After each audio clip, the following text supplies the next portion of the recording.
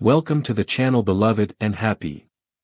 In this video, let's talk about some reasons to separate. A relationship is all about freedom, not obligation.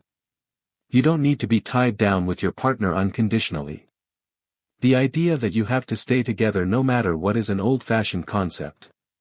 In psychology, the definition of being a couple has evolved. Now, we believe that relationships shouldn't always be saved. Sometimes, couples need to consider therapy or separation. Some experts recommend separating every few years. Is this approach right? Let me give you some reasons why separation could be justified. First, a relationship isn't just about love. It's about compatibility. Each person in the relationship needs to have certain qualities that contribute to its success. Stability, respect, and understanding are important. These things make a relationship work. Second, some couples need space to grow individually. Separation can help them find their own identity. It can also help them learn to appreciate each other more. Third, separation can be a way to work through problems. If there are unresolved issues, separation may help bring clarity. It may even help resolve conflicts.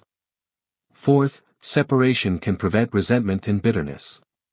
If you stay together only because of fear or obligation, resentment can build up. This can lead to a toxic relationship. Separation may be the best way to prevent this. So, is separation always the right choice?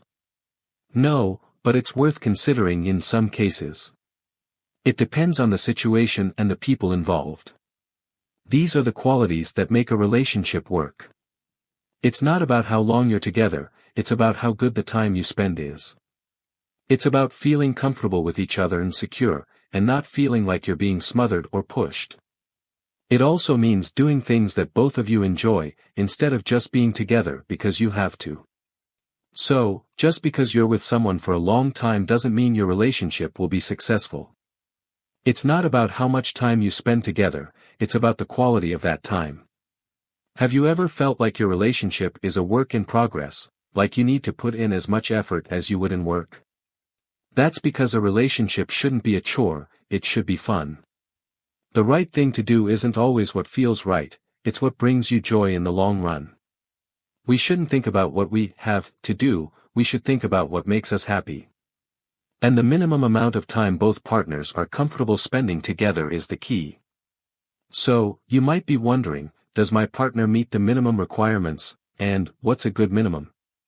Well, that's a debate I want to start, and I want to hear your thoughts in the comments. The point of a relationship is not just to exist, it's to make our lives better than if we were alone. We're in a relationship to thrive, that's the goal.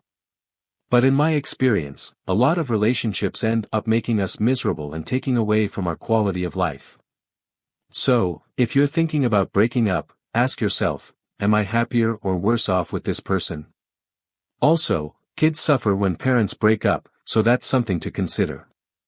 But remember, if there's constant arguing and disrespect, the kids will pick up on that and might think it's normal. Kids need security and stability, and parents should be the ideal parents. I'm saying that parents' interests should come second to their kids, and I'm inviting you to think about that, especially now that relationships have changed. If you decide to stay with your partner after watching this, you're in the right spot. Remember, in psychology, there's always a solution to every problem. For more content, check out our other videos and links in the description. If you liked this video, like and subscribe. See you in the next video.